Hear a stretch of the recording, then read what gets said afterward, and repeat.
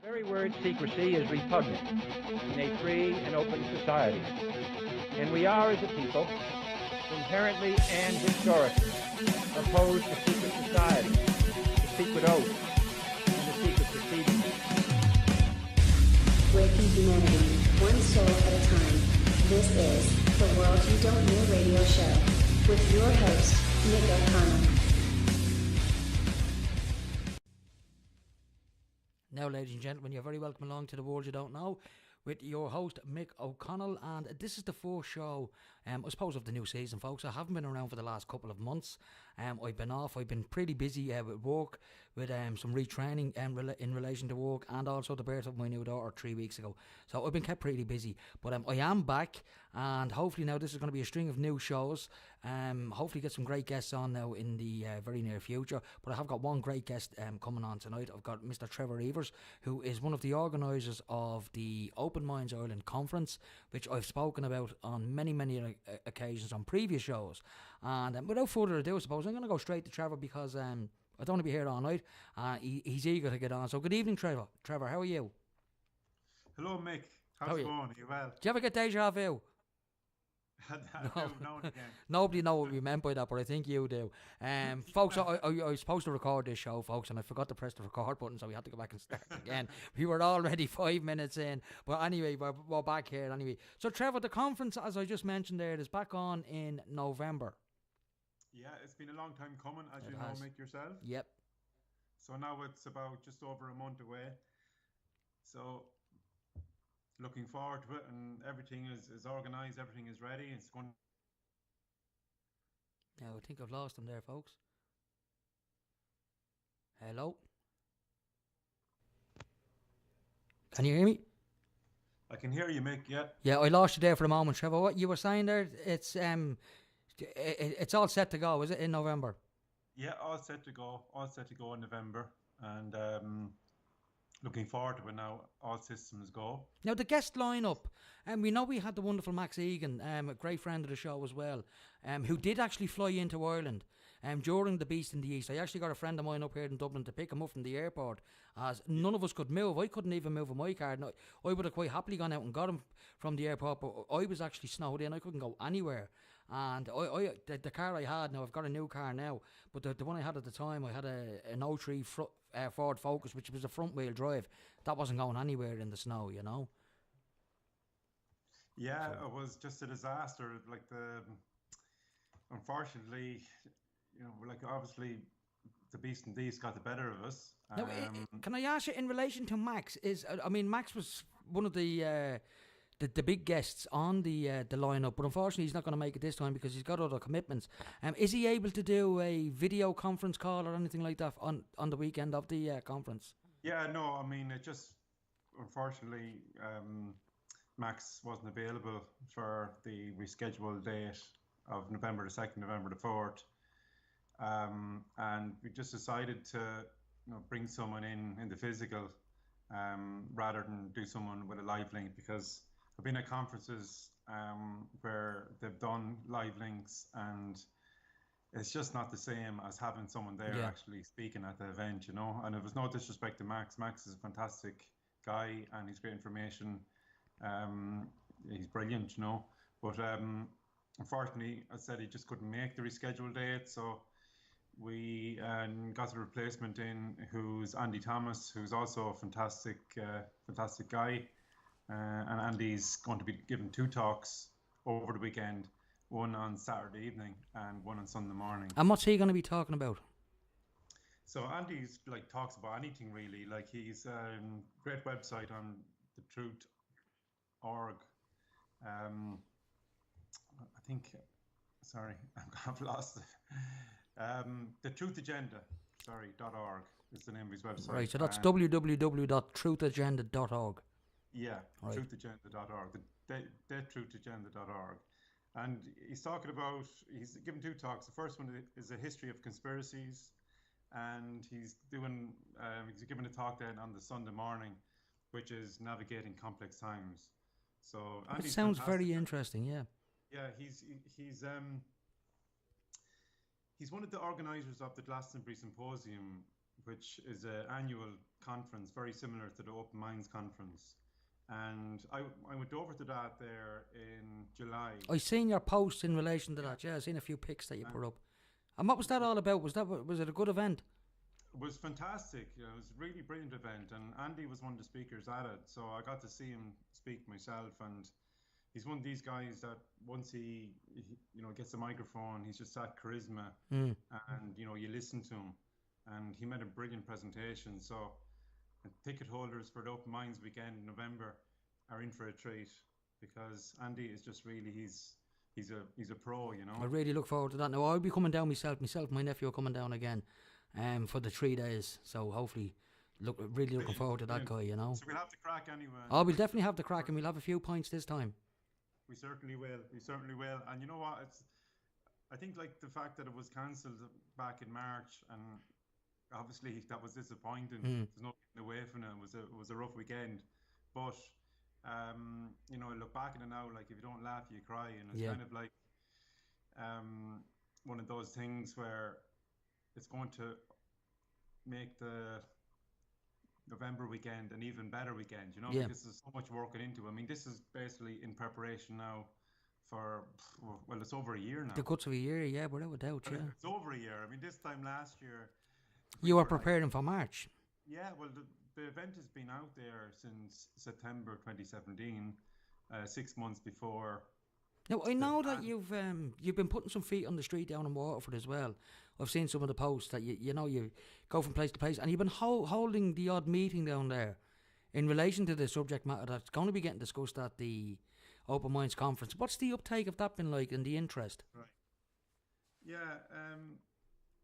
Well, what happened was that, like, once the event was postponed in March, like that was kind of a rough weekend, and I just basically personally just needed to take a step back from it, and take a breath, and concentrate on family and work and stuff like that, and just my own life, because I was tending to, like, for a week or two there, kind of was taking over everything. I was spending like hours and hours on the phone about it, and it just was sucking the energy out of me, to be honest with you. So I had to basically leave it for a couple of months, where I said, right, I'm going to park it for a few months, and then during the summer then dust it down and relaunch it then for November. And part of, as you mentioned, like part of that process, the idea was to basically have talks over the summer talks in the Marina Hotel in Waterford here. So the idea was basically to give people a taster for the main conference in November, and to build up and generate some momentum towards the November event. So, like, I mean, they were worth doing, like, but there's no getting away from them. I mean, they were tough. It's tough to get the numbers, especially in the summer. And how were Dooley's Hotel about the cancellation of the conference? Were they happy with it? Yeah, I mean, I think it was the Monday or the Tuesday after the weekend that we went in and we basically renegotiated the dates. And unfortunately, like, in hindsight now, it's probably better that it was 8 months later. But at the time, I was kind of a bit frustrated. Like, we wanted it kind of sooner, maybe a couple of weeks after. But the way these hotels, I mean, these function rooms are booked out, like, months in advance. It's a function room, like, I mean, with weddings and work dues and all sorts. And November the 2nd to the 4th, believe it or not, was actually the first weekend that there was 3 days of a weekend, Friday, Saturday and Sunday, that was available, that we could actually do the rescheduled conference. Right. So, and is there anybody else, like, I know about Max Egan, I know Max Egan's not going to be able to make it. Is there anyone else who was on the bill that can't make it for the second one?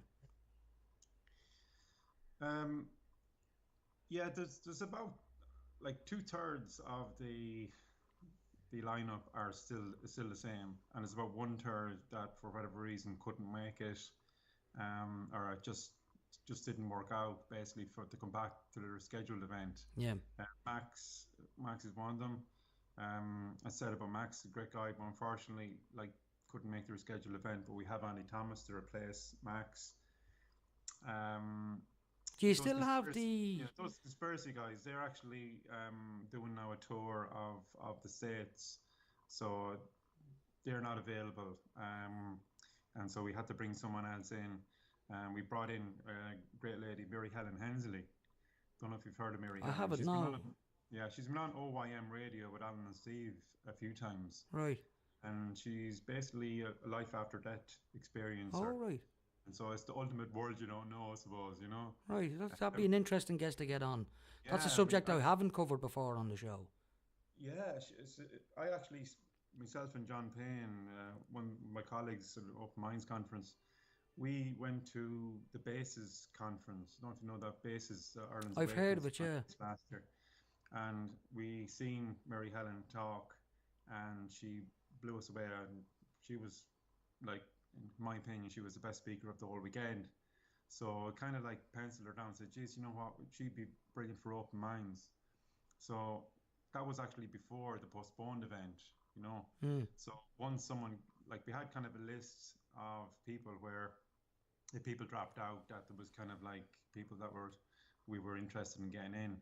And it's just actually perfect because Mary Helen has just released a book there last week, and it's gone to #1 on the Irish non-fiction charts. Right.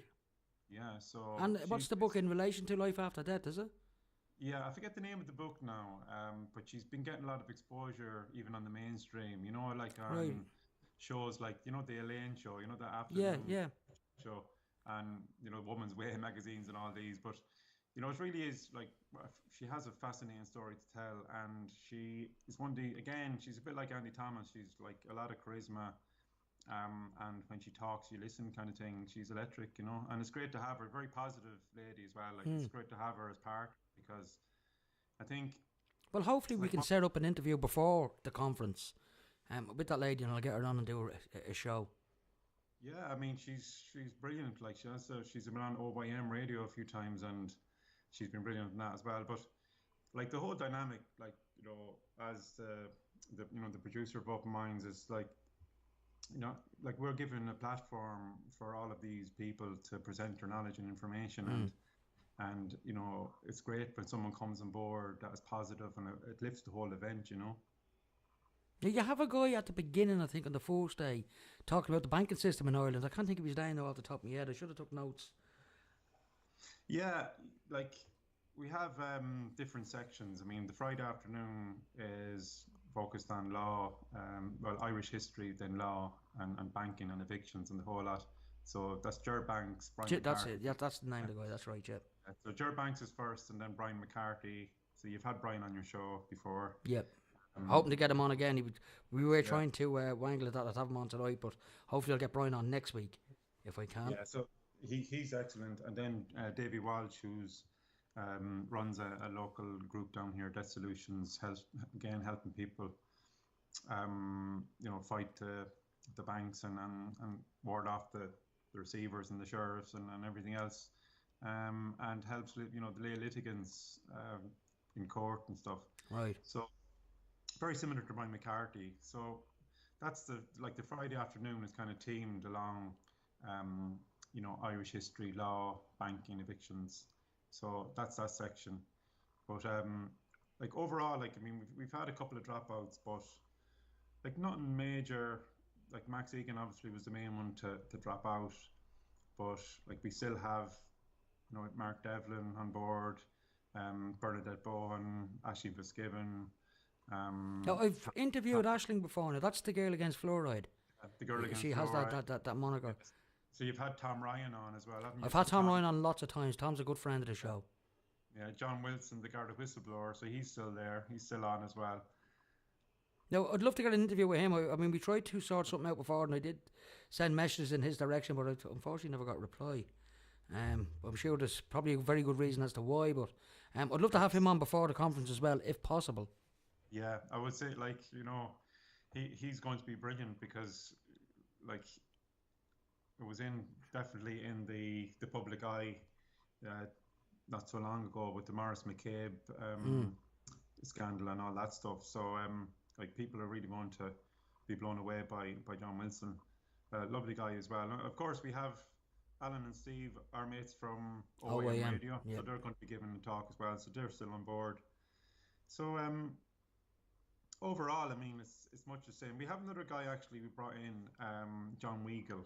He's an older gentleman who talks about the 5G and stuff like that. Yeah, I had John on my show many years ago when at the very, very early days of The World You Don't Know. John Weagle would have been one of my very early on guests. I think if you go onto my YouTube channel, The World You Don't Know, and go down deep into the shows, there's one there with him on it, as far as I can remember. Brilliant. And he's a great man. He's very knowledgeable about the ill effects of Wi-Fi, or the supposed ill effects of Wi-Fi.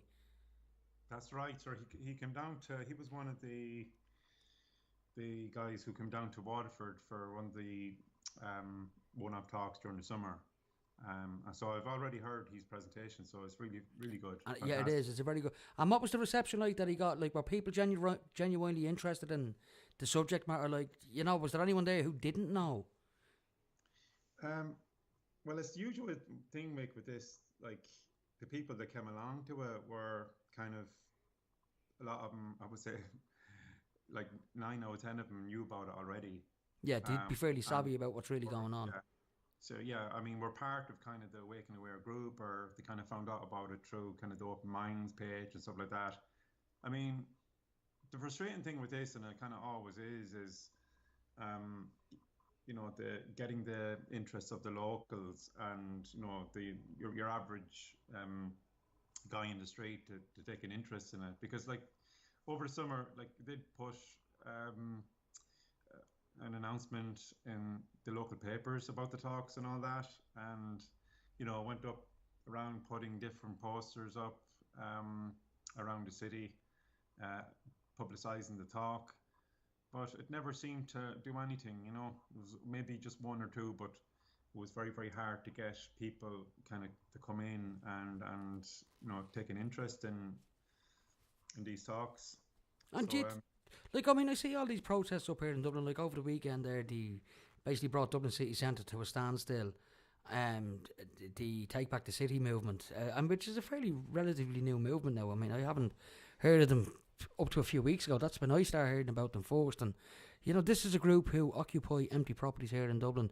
Now, as you would have seen in all the mainstream media, there was a very heavy-handed eviction of these people on foot of a High Court order to vacate the premises on North Frederick Street here in Dublin. But what was surprising about the eviction was that there was a few heavies there in balaclavas who are been colloquially called the Black and Tans, but they had a van with them, a van that they were using, and someone with a bit of savvy had done a little bit of research, and turns out this van was a public order riot unit van that was based over in Manchester quite recently, but it was brought over here to Dublin. I mean, there's something funny going on. I mean, when you see the new Garda Commissioner Drew Harris, who is a former Deputy Chief Constable of I call it the RUC, but the PSNI, the Police Service of Northern Ireland. What surprises me about this man is when he was a police officer within the UK jurisdiction, he would have having to swear an oath of allegiance to the Queen for one, but not only that, the Official Secrets Act, and those kind of things are for life. And I'm thinking, like, can they not get somebody within this country to run on Garda Síochána? Somebody with a bit of integrity. Why would they have to outsource it to someone else? Particularly someone that has alleged, and I don't know if it's true, but alleged connections to MI5 and stuff like that. It all seems a little bit strange. Are you there, Trevor? Did you hear what I was saying there? You did? Yeah. Can you hear me? I can, yep. Yeah. Yeah, Jesus, it looks rough. I mean, the balaclavas and all. I mean, it's scary, isn't it? It is scary, all right. I mean, have you seen a bunch of heavy-handed thugs coming to you and all like that? I mean, they actually I think they had a chainsaw to get through the house, to get through the door of this building, It's crazy. It's crazy. It really is. It's getting, it's like a nightmare, really, isn't it? I mean, even from a couple of years ago, it's gotten worse. Well, I had a conversation the other day with a few friends, and we were talking about the militarisation of Garda Síochána over the last 3 or 4 years, mainly since the Regency Hotel shooting. And one thing that has struck me is now. I know, where I live in Dublin. I live in Dublin 12 in Crumlin, and one of the guys who was gunned down in the Regis Hotel came from Crumlin, not too far from where I live, literally 400 or 500 yards up the road, and Crumlin is constantly swamped with armed guards. There's checkpoints everywhere, mostly checking for tax and insurance, but there's always armed guards there, which, why would they be there for tax and insurance?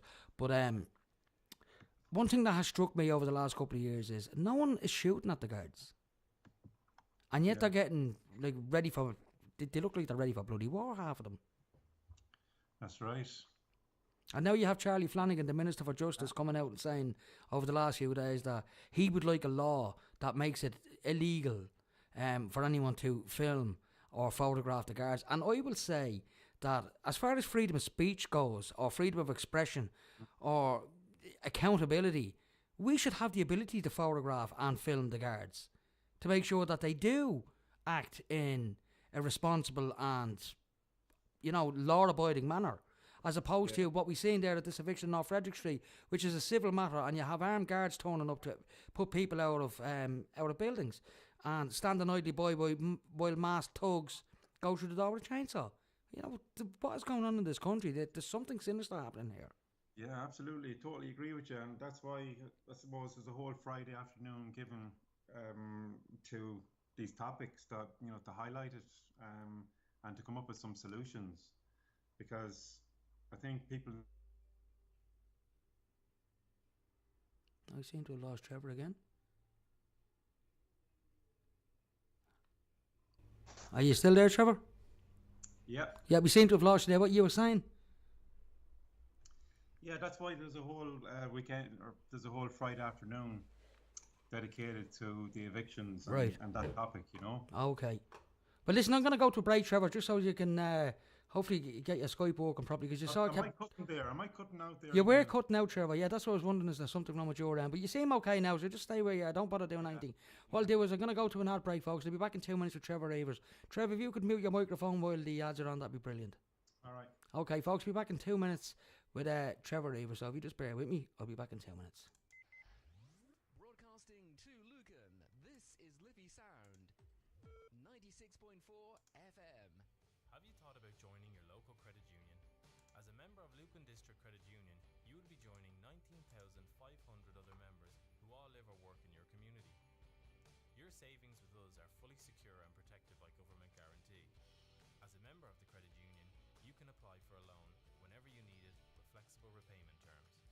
We are your local community bank, and we are here for you at whatever stage of life you are at. Visit us at www.lucancu.ie for more information. Lucan District Credit Union is regulated by the Central Bank of Ireland.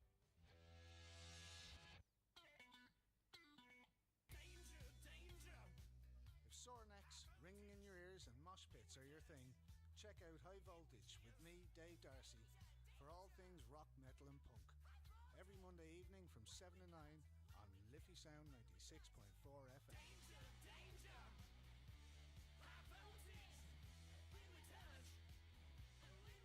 You're listening to Liffey Sound on 96.4 FM. The whole world's a stage and you're in the audience, and everything you see on the stage is fraudulent. Hey, what's going on, people? Flat Earth Man in the house. And you're listening to The World You Don't Know radio show. Hey, you know we didn't go to the moon, right? Broadcasting to Lucan, this is Liffey Sound. Now, folks, you're very welcome back. And that little jingle there at the end of the ads was recorded by a previous guest that I had on my show, the conspiracy music guru, the flat earth guy. And fair play to him, he went away and he made a little jingle for my show. So quite pleased with that. I'm going to play it again for you, folks, just in case you missed it. So have a quick listen to this and see what you think. The whole world's a stage and you're in the audience, and everything you see on the stage is fraudulent. Hey, what's going on, people? Flat Earth Man in the house. And you're listening to The World You Don't Know radio show. Hey, you know we didn't go to the moon, right? Now, folks, that was the conspiracy music guru, aka Flat Earth Man. He's a great musician, this guy. He makes some fantastic videos, and you should check him out. Conspiracy music guru on YouTube. And there's a show on my World You Don't Know YouTube page with him on it. So and I'm playing a few of his tunes as well. So you can go and check him out on YouTube. He's quite an interesting character. So Trevor, you're still with me, are? That's grand, yeah, that's grand. If you can move a little closer to the microphone, that'd be brilliant, Trevor. Can you hear me? I can indeed, yeah. I can hear music in the background, but I think it's coming from the other studio. I think they have a speaker up out there or something, but it's quite irritating. I know it's not coming from your end because I can hear it behind me here. The mics in here, they're very, very sensitive microphones, and they pick up every little sound, you know. I mean, they're good mics, but they pick up every little sound, unfortunately. So Trevor, the conference is going to cover an absolute multitude of subjects, but there's also going to be some relaxation on there as well, you know, about personal health and stuff like that.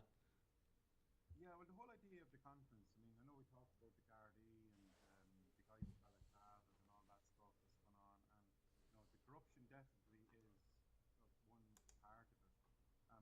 But, like, the scope of the conference, like, it covers an awful lot plus that. Including natural health, you know, so much uplifting information, empowering change, exposing corruption, expanding consciousness. Like, I think you're cutting out again there, Trevor.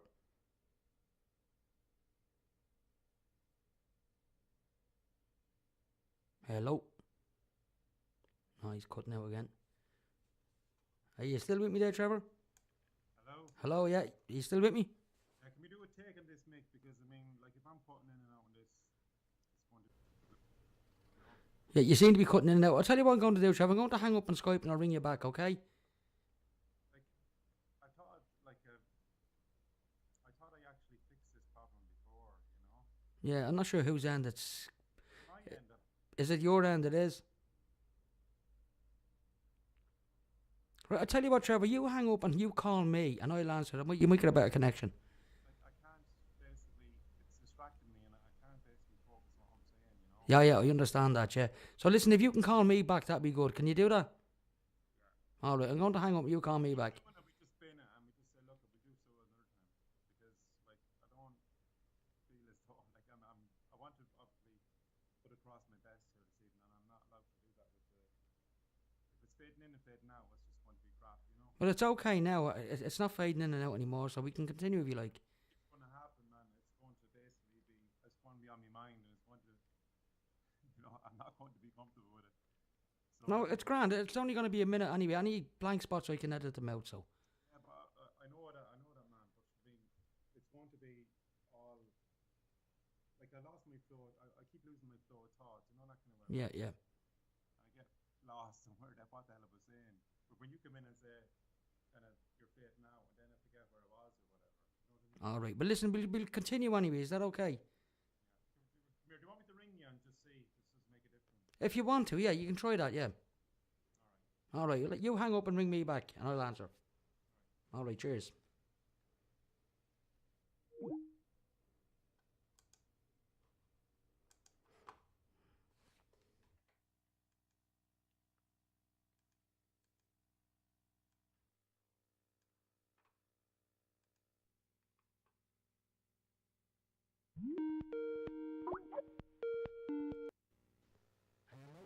Can you hear me, Trevor? Can you hear me, Mick? That's grand. I can hear you loud and clear now. That's grand.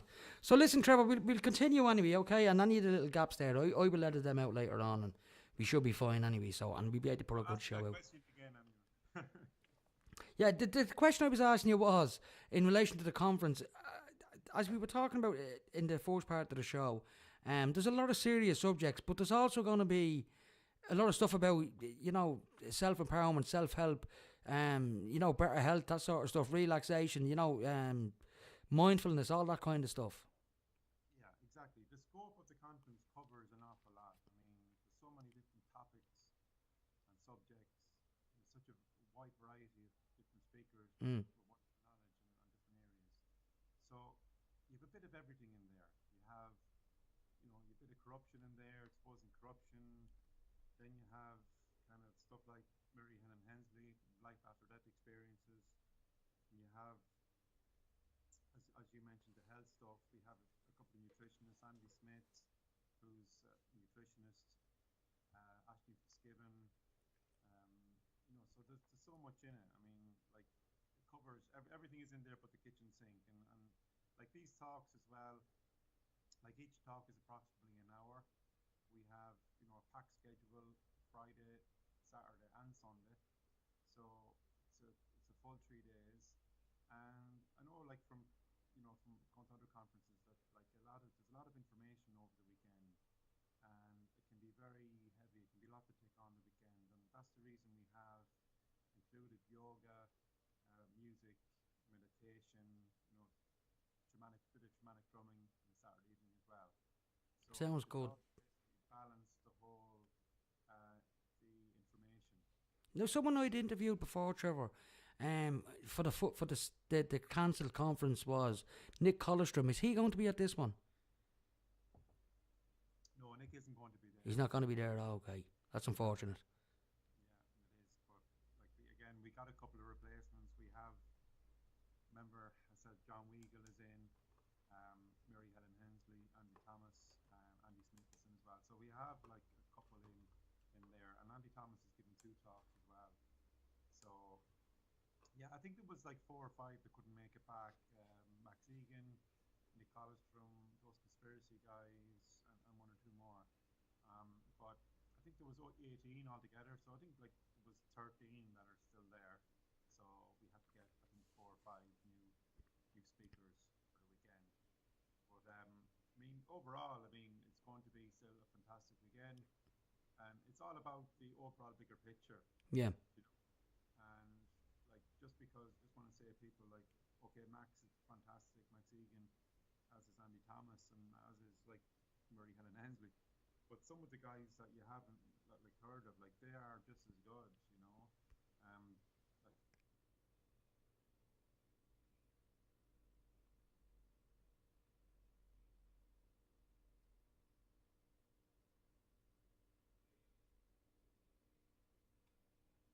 if yeah, is fantastic in their own right, and to have fantastic.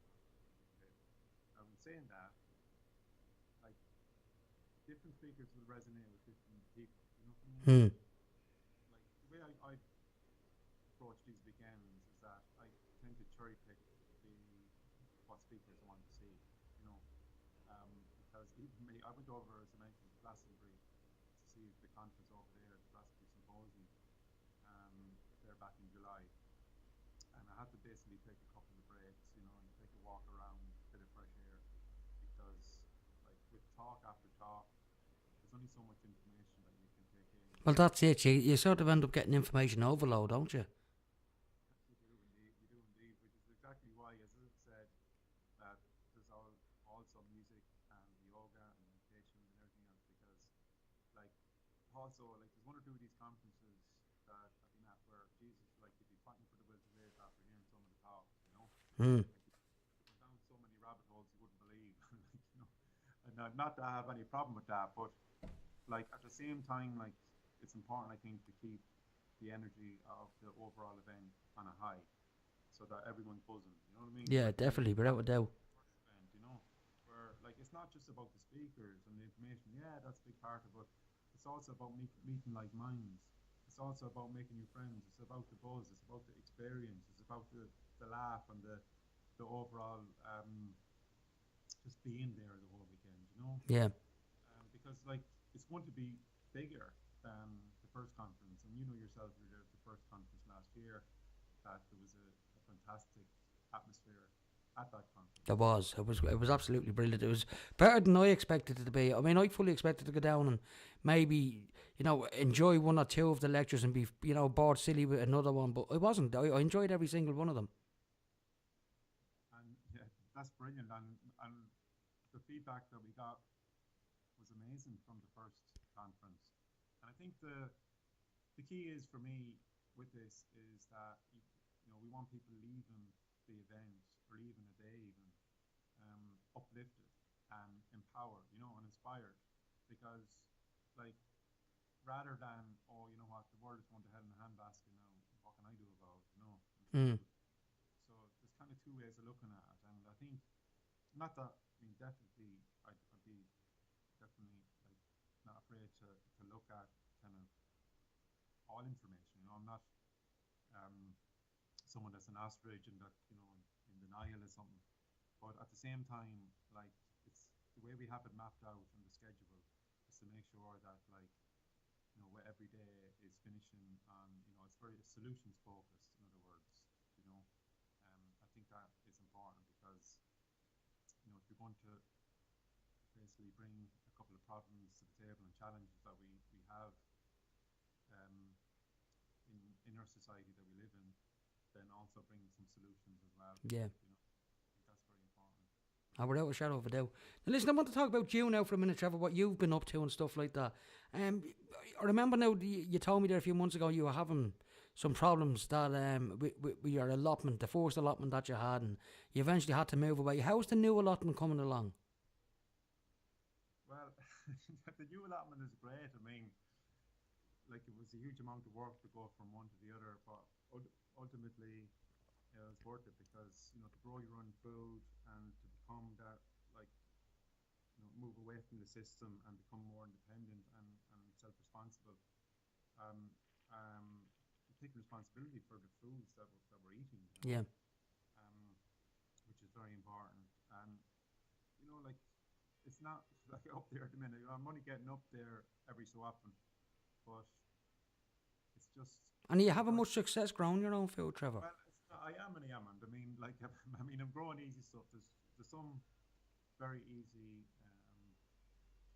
ones to grow, like beetroot. Just kind of looks after itself. That's anyone can grow that. That's very easy. I find spinach is easy as well. Kale is very easy. You have a few apple trees; they just look after themselves. So we basically started this year like very not basically planting so much. I mean, last year kind of got carried away, and you'd be planting everything. Yeah. So just basically we kind of streamlined it down to maybe 6 or 7 different foods that we could manage, because like there's some of them that are actually more difficult. I mean, like, especially if you have a greenhouse, you need to be in there watering them and keeping on top of that. Especially this summer now, it's very warm. Yeah. So like plants like tomatoes and peppers and certain plants like that, like just they need to be like constantly watered, and ideally like you probably need like an automatic irrigation system, which you don't Just have. to try and stay on top of it. Yeah, I mean, like at this stage, like I'm not, like the whole reason for taking the allotment was not just to grow food, it was part of it, but actually to enjoy the process.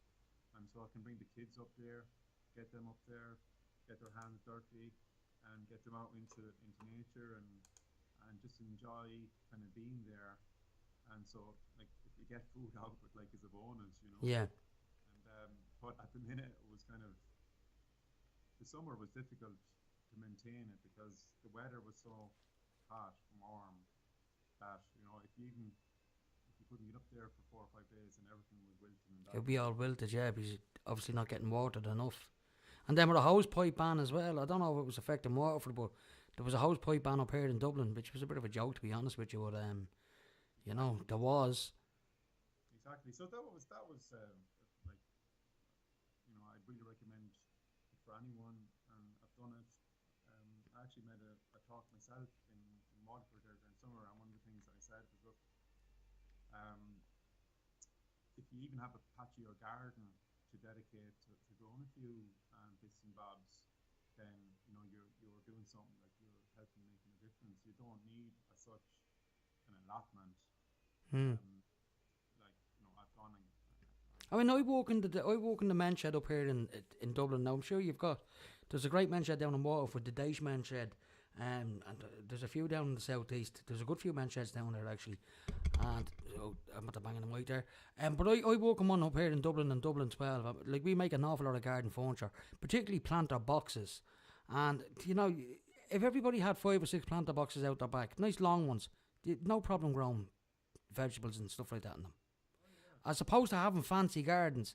Everyone's got this space out the back of their house, myself included, and most people don't utilise that space. They just have it as a fancy garden. Whereas if you were growing your own food and becoming a little bit more self-sufficient, we wouldn't have to rely on the system so much then. That's right, and you don't need an awful lot of space to do it. I mean, even something like if you had a small patch just doing a few onions. I mean, I find onions are very easy to grow. They're just self-sustainable. They just look after themselves. Yeah. They don't need to do much. So, like, yeah, I mean, like everyone can do a little bit. I mean, that's the great thing about growing your own food. Like, not only like, okay, I have an allotment, but you don't need an allotment. As I said, you can just basically, if you have a small patch in a garden, you can grow lots in that, and it's like taking responsibility for what you're eating. Even like that's my message, like as a therapist, when clients come to see me, it's taking responsibility for your own health and well-being. Because as you know, and this is why we're doing this Open Minds conference, the fact is that we do live in a sick society. Yeah, we do. But, it's a very sick society. I mean, from sick. cradle to grave, I suppose we're being poisoned, whether it's... Yeah, well, it's not only, it's everything. And that's why, like, the scope of the Open Minds conference is so large, because, it's everything.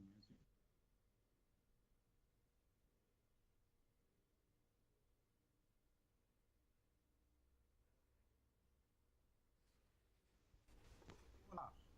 And it's basically somewhere, right, we need to start empowering ourselves and taking responsibility for our thoughts and our actions. And like that starts in two ways, I suppose. And that's the message in the conference as well. Mm. Change starts with ourselves and what we can do in our own personal life. We make a couple of changes to our own daily routine that can make a big difference in the long run. Because it might appear that way, I mean, but it's not.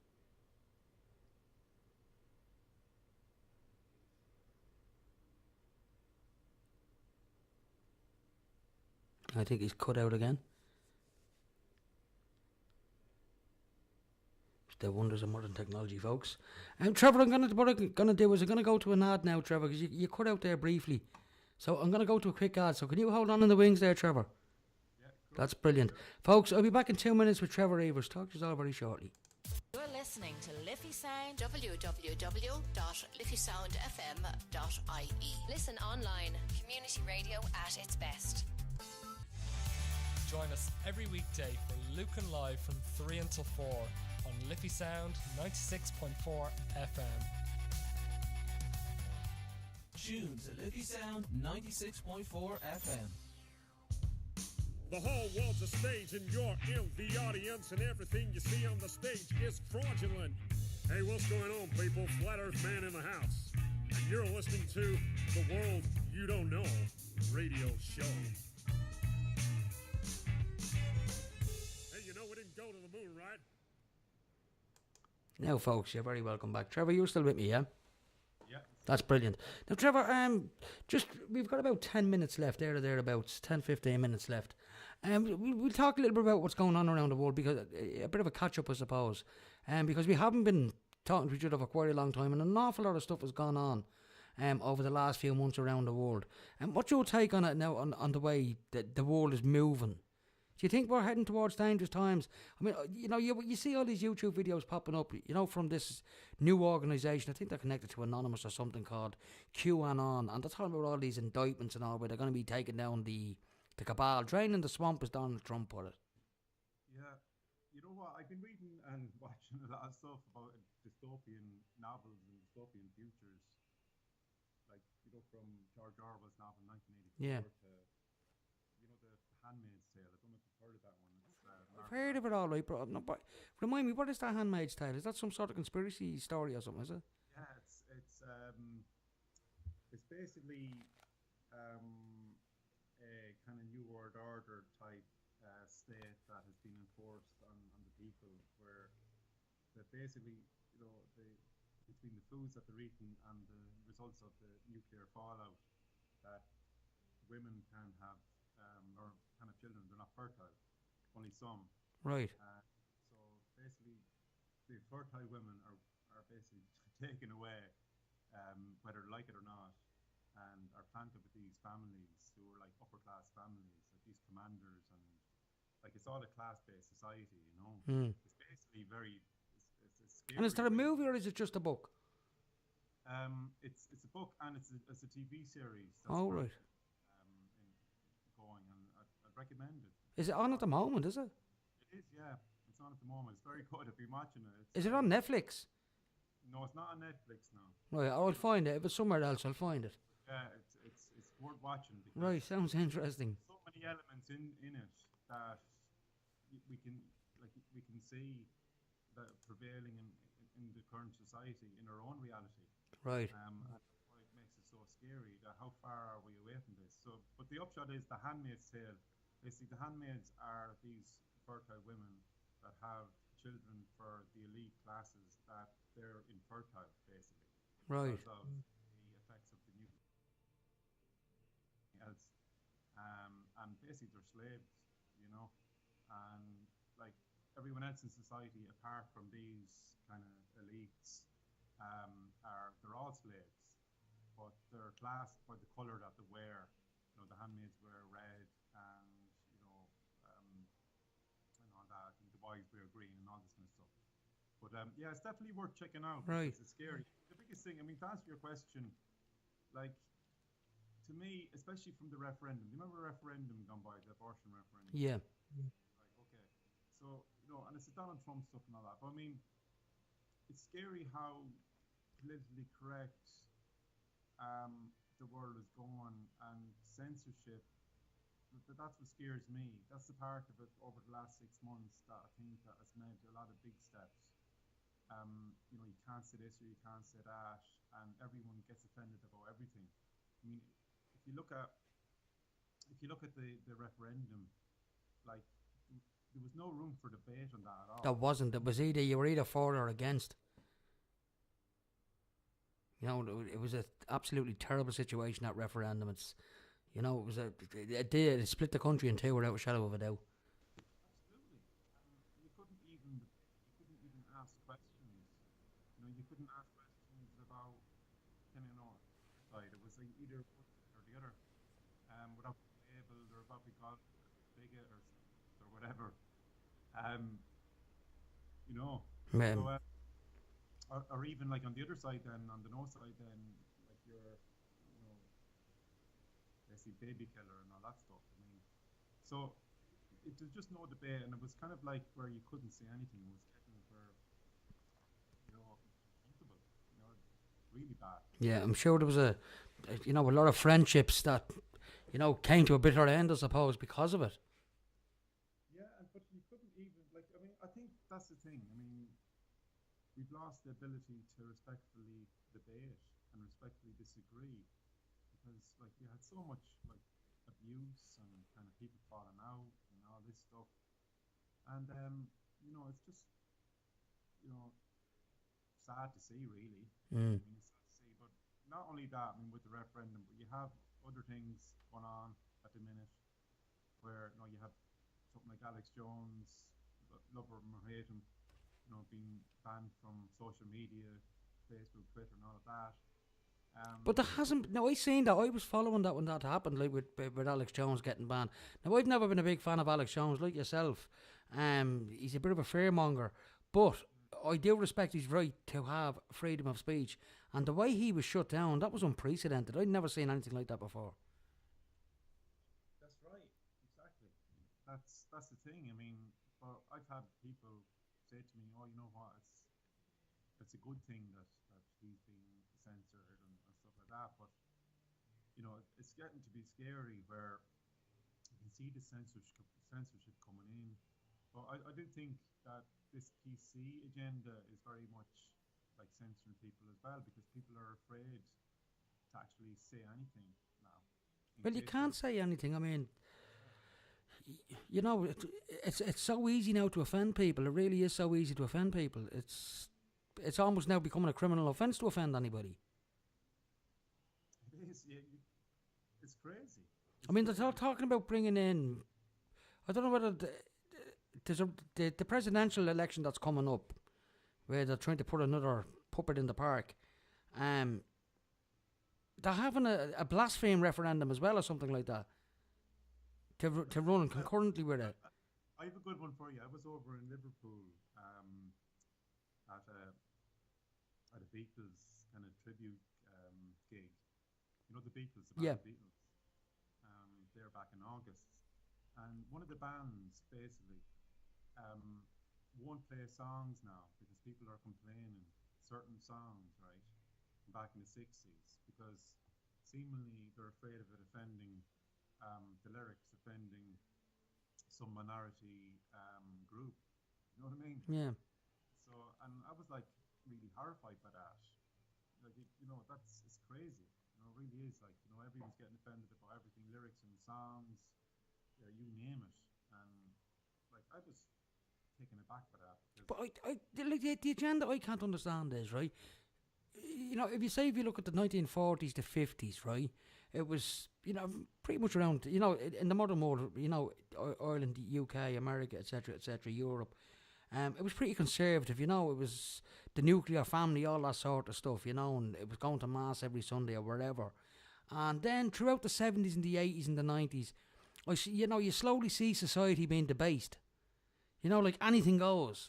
And they got society up to a point where anything goes, and now all of a sudden everybody's getting a bloody slap on the wrist. Yeah. Absolutely, yeah. You know, it's crazy. It's like they built society up to, you know, to have all this debauchery and whatnot, and then all of a sudden, then, you know, they allow you to be bold, and now they're telling you you're gonna have to sit in the corner now, you know, because somebody's been offended by you. Yeah. I know, it's like, that's the thing. I said that story because it's actually, you know, it's seeping through to every aspect of society now. I mean, you go out around from the town for a day, and you see it, like, you know, it's not just something that is, oh, just maybe this might happen. I mean, you know, a couple of years ago, it's actually here now, and it's very, to me, draconian, and it's like, you know, it's not a nice feeling that, you know, you only say kind of what you're supposed to say. Or what they tell you can say. Yeah, and freedom of thought is being kind of like restricted.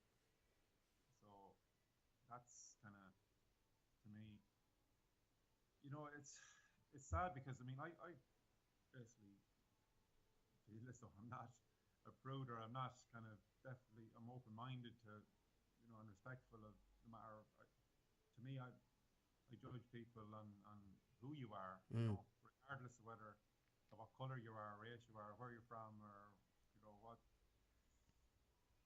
you know, what sex you are, or anything like that, you know. But at the same time, you know, even something like, if you question kind of the transgender stuff and anything like that, you know, you're, again, people are labeling you. Well, I mean, I've been reading articles recently in relation to, like, say the transgender thing. I know I'm not pro or against transgenderism, if that's what floats people's boats, if that's, you know, the feelings that they have that they need to change themselves and stuff like that sexually, that's their own business. It's not part of my life. It's got nothing to do with me, so I don't have an opinion on it. But what I do have an opinion on is that in schools now in the UK, and it's probably going to happen here too, is they're drumming this stuff into 5 and 6 year olds. No, you know, I say bloody stop and let them be children, for God's sake. They don't need to know these things. Well, I'm the same as you. I mean, like, I have absolutely no problem with adults, like, making any choices that they want to make. But, like, when I see it, like, there is something that makes me uncomfortable with these hormones, and, you know. Yeah, but I mean, I've seen articles where they're bringing transvestites and transgender people, adults, into children's schools in the UK to teach them about openness and transgenderism, and, you know, that everybody is different and stuff like that. And that's okay. It's okay to, you know, to inform children that everybody is different. But bringing people like that into the school, I think it's just too confusing for children. It shouldn't be allowed. And I think there's a sinister agenda behind that. You see, I suppose the point about would be that, I mean, even, like, again, you can't even debate that. You can't even discuss that. You know what I mean?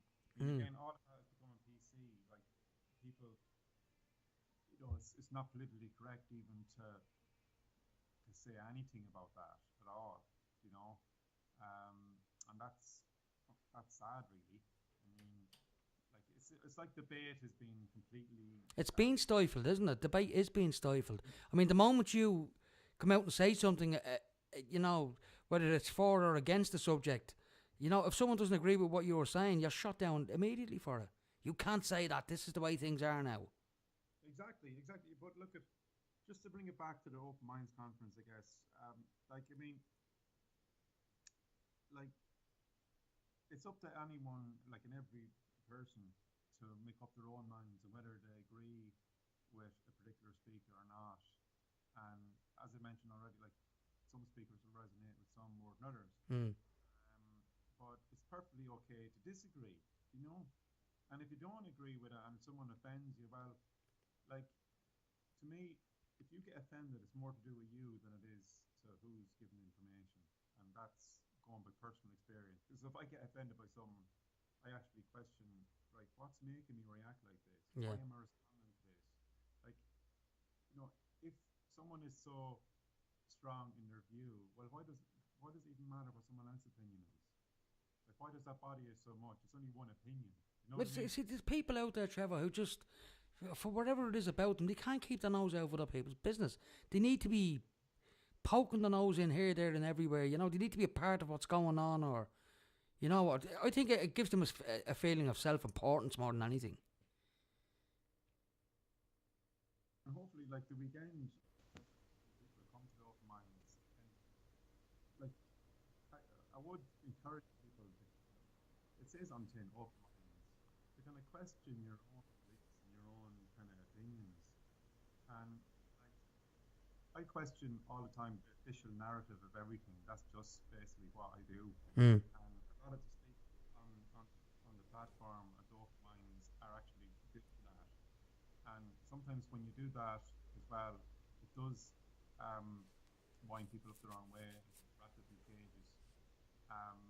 But look at, like, take what you want from it, leave the rest. Like, no one has all the answers. And, like, knowledge is knowing how little we know. I think you're great. Yeah, I stuck a little video up there this morning on one of your posts. Sergeant Schultz from, I think was it Kelly's Heroes or something, or Hogan's Heroes. So that's basically the whole ethos of the conference, that, you know, to have an open mind, that, like, knowledge is a constant thing. Yeah. And,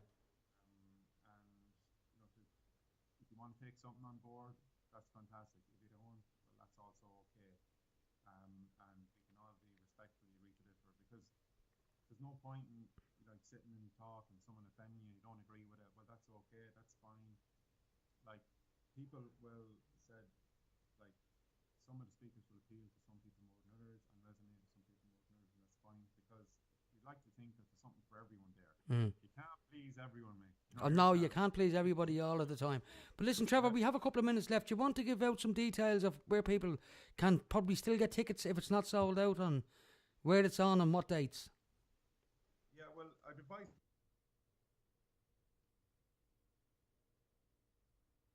Sorry, I think you cut out there, Trevor. If you want to say that again. Okay, so you can get tickets through Eventbrite. Eventbrite, okay. Yeah, so Eventbrite, and if you can also go on to our website, which is openmindsconference.com, right? Yep. And so, like, you have tickets, you have weekend passes. I think they're about €95 for the weekend pass, and then you have day passes as well. So you can get a ticket for one Friday only, or Saturday and Sunday only. So you can check out who's on, who appeals to you, and then just go to the individual talk. So you can just go for the whole weekend. I'd recommend going for the whole weekend, because it's in Dooley's Hotel, and it has to be one of the best locations in Ireland for stuff like this, because the crack you have there is just, it's great. The crack is 90, as they say in the Isle of Man. There's something for you. I mean, there's definitely something that, like, even my mother's coming into it. You know, Is she? Oh, that's brilliant. She's coming down to it because someone like she's big into now, like, life after death experience. Right. She's really or she's, like, she has. So that'll interest her. Yeah, well, unfortunately, my uncle at the moment has cancer. Oh, sorry to hear that, Trev. And, like, he's going through a hard time with it. Right. And, like, she's basically trying to help him as much as she can. And Bernadette Bohan, she's a cancer survivor, and she's healed herself in a natural way. She's an author as well. She's written a couple of books in it, and she's inspiring. So Mum is like really eager to come down and see her and get a couple. Right, that should be interesting. Yeah, exactly. So tickets are available through Eventbrite. There are still tickets available, are there? Yeah, there's still tickets available. That's good. I would get them sooner rather than later. Oh, definitely, yeah, because it's... lucky enough, and it's good for the conference that only a few people did ask for refunds after the postponement back in March. Thankfully, most people held on to their tickets and have made arrangements to come down again in November. That's brilliant. That's absolutely fantastic. Like myself as well, I've made arrangements and rebooked the hotel. So it's great. I mean, I'm only, as you know, Mick, we're doing this for the greater good, and just take a look around you. Look, you have the RTEs, you have all this stuff, all the propaganda machines, all working at full kilt at the moment. Exactly. So we've one weekend here now where we can all come together and we can have our say, and activists, truthers, you name it. Yeah. Come along. If you have an open mind at all, if you're curious, you want to get something from the weekend. Perfect. You're going to walk away from the weekend and thinking, you know what, I really enjoyed that experience, and have taken a lot from it, Well, I look forward to it, Trevor. Well, listen, I'm going to let you go, and hopefully I'll get a few of the guests on between now and the conference onto a couple of more shows, and let people hear who they are and what they're all about. And I'll see you in November, I suppose, in Dooley's. Mick, you're a gentleman. Thanks very much. Not a problem, Trevor. Listen, cheers, and thanks very much for coming on. You're welcome. Talk to you again soon, Trevor. Take a handy. See you soon. Bye-bye. See you soon. Bye-bye. Now, ladies and gentlemen, that was the wonderful Trevor Eivers from the Open Minds Ireland Conference. It's taking place this November. Now, you can check out OMIC, openmindsirelandconference.com. You can check out the Awaken Awareness South East Ireland Facebook page for more information as well. Tickets are available on Eventbrite. It is a 3-day event, and it's well worth attending. Anyway, folks, this has been The World You Don't Know, the first of many going forward into the future. As I said, I have been here for the last couple of months, but I'm back in the hot seat again. So until next time, folks, take it handy, and remember, the world is full of wonderful people. If you can't find one, be one. Talk to you all again very soon. The very word secrecy is repugnant in a free and open society.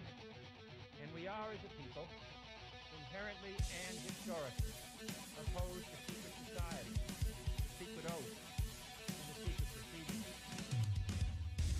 Waking humanity, one soul at a time. This is the World You Don't Know radio show with your host, Nick O'Connell. The whole world's a stage and you're in the audience, and everything you see on the stage is fraudulent. Hey, what's going on, people? Flat Earth Man in the house. And you're listening to the World You Don't Know radio show. Hey, we didn't go to the moon, right?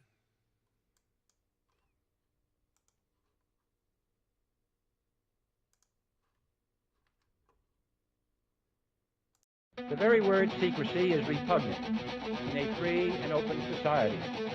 And we are, as a people, inherently and historically opposed to secret society, the secret oaths, and the secret proceedings.